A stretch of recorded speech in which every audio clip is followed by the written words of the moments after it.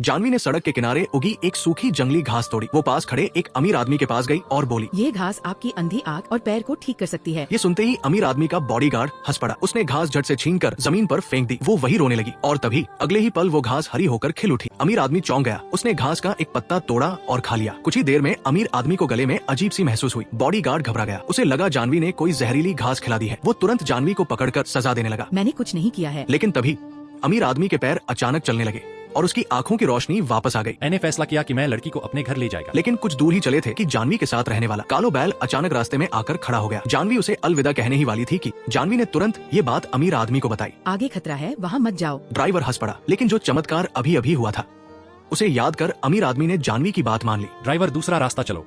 जैसे ही गाड़ी पीछे हटी, पहाड़ से एक भारी पत्थर लुढ़कता हुआ नीचे गिर पड़ा। अमीर आदमी सन्न रह गया।